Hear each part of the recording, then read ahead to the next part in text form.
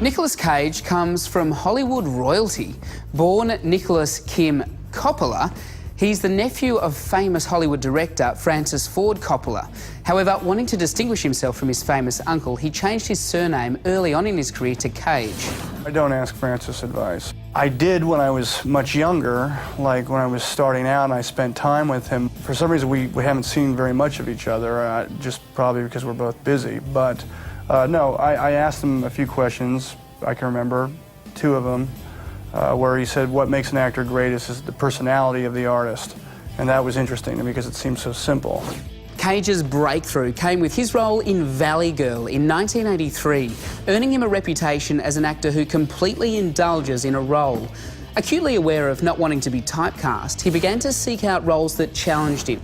You know, I call my own shots with my choices, and even if my agent said I shouldn't do it, it doesn't matter. If I want to do it, I'm going to do it, whether they like it or not.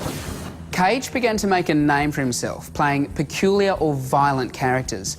Not wanting to be typecast or limited to these types of roles, he decided to branch out early on. I found that people started to think that I really was crazy and scary, and so I thought, well, wait a minute, you've got that wrong. You know, I'm an actor and I'm acting these things, so I decided it was time to make a change, and I did. I call it my Sunshine Trilogy, and it's all about upbeat, positive themes. Cage's Sunshine Trilogy consists of the films Honeymoon in Vegas, Guarding Tess, and It Could Happen to You, all much lighter, more comedic films. I think I have more emotional awareness now. You know, I've been through some stuff, and I feel like there's a deeper well in me, and that I'm more capable of understanding movies like It Could Happen to You or characters like Charlie Lang than I was before, you know. Just through the process of growing, just through living life, basically, it tends to deepen and mature people. After the Sunshine Trilogy, Cage decided it was time to get dark again with films like Kiss of Death and Leaving Las Vegas, which won him his first Oscar. The balance between good and evil is what attracts Cage to a character. I'm ready to step back into some other more nasty shoes, and I did with Kiss of Death. It's fascinating for me to examine characters and to look at their makeup. It's always a challenge not to be too good or too bad, because people are much more complicated than that.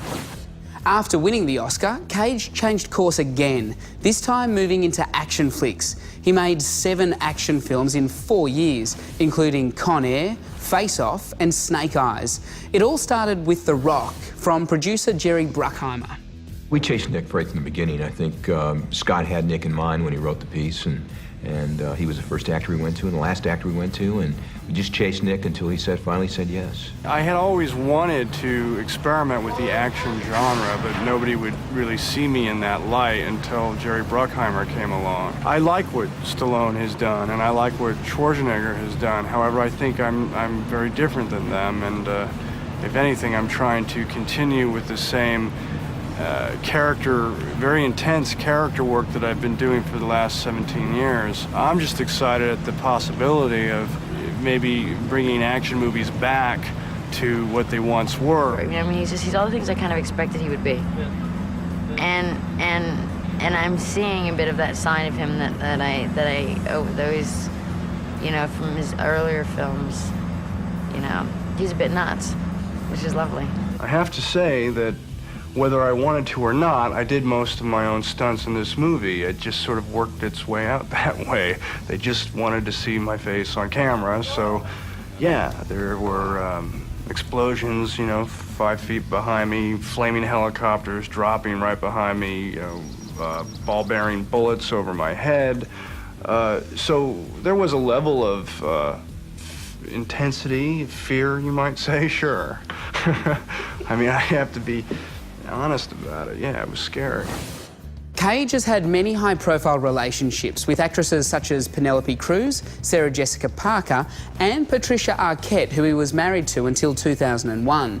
Even though the pair work in the same business, they didn't like to talk about work when they got home. We would go home at the end of the night And she would have her script and I would have my script, and sometimes we'd run lines, but mostly we really kept it just very separate from work. Once we were off the set, it was really more about just our relationship. Nicolas is one of the greatest actors in the world, and I've always been so inspired by his work. It was so great to be able to watch him in scenes and discover all the different layers of what he was creating. I think that the home is the place where you really want to keep it about family and other things. You know, we work so much as it is that we'd rather not bring our work back home with us. Cage's preparation for a role is second to none. He looks for a balance between intensity and humour and stops at nothing to fully understand a character.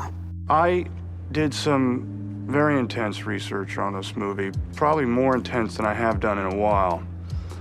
I did ride along with paramedics, and that wasn't something I was prepared for. When we first drove up to a drive-by shooting, and they said, okay, in a calm and orderly fashion, put your bulletproof vest on, and you step out of that car, you don't know what you're walking into. An actor, like any other artist, is an observer.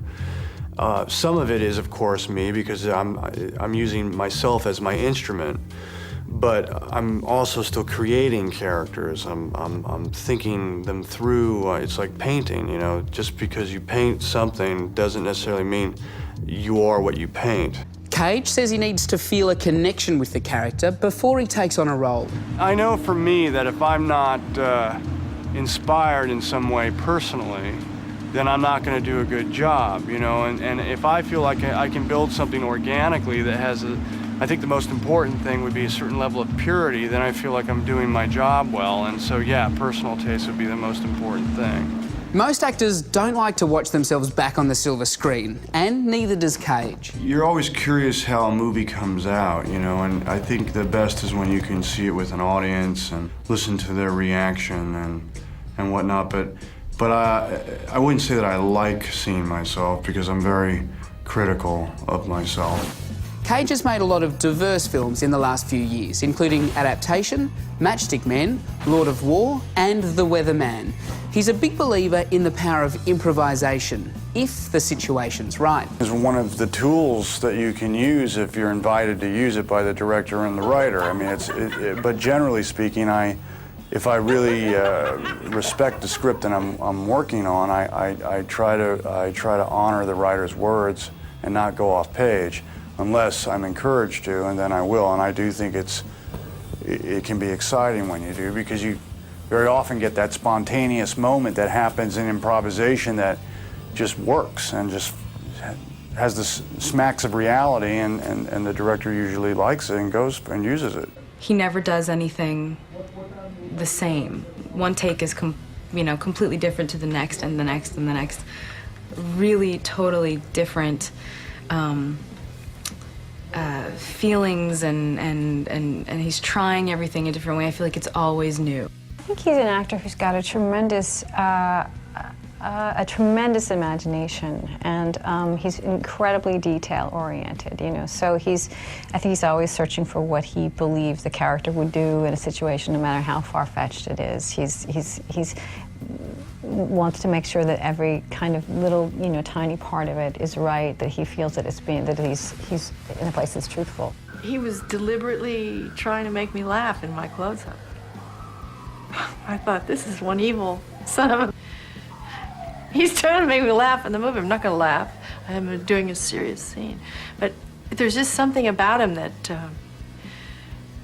he wasn't trying to make me laugh. He was just acting with all of his heart and soul. It was so unbelievably sweet. But he's so funny. He's so funny. Cage has continued to tackle a range of genres, from World Trade Center to The Wicker Man, Ghost Rider to National Treasure, Book of Secrets. He even co-starred with animated guinea pigs in G-Force. I don't want to relax into any kind of movie or one type of character or one voice, you know. I have to keep changing and trying different things. Cage sees the actor's role as simply putting forward a character without judgment. He says the role of judge is for the audience. I don't want to tell you what to think about a movie. Your opinion is what matters. How the audience perceives a movie is what matters.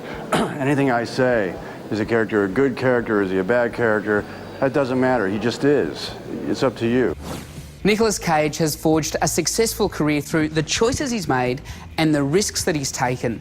Acutely aware of not wanting to be typecast, he's jumped from action flicks to dark dramas to romantic comedies and been acclaimed in all of them. And best of all, Nicolas Cage keeps audiences guessing. Stay tuned to Star Picks for all the movies you know and the actors you love, broadcast in glorious high definition with 5.1 surround sound where available. For more of the best in entertainment news, check out your Movie Network channels. It's altogether better, on screen and at mnc.tv.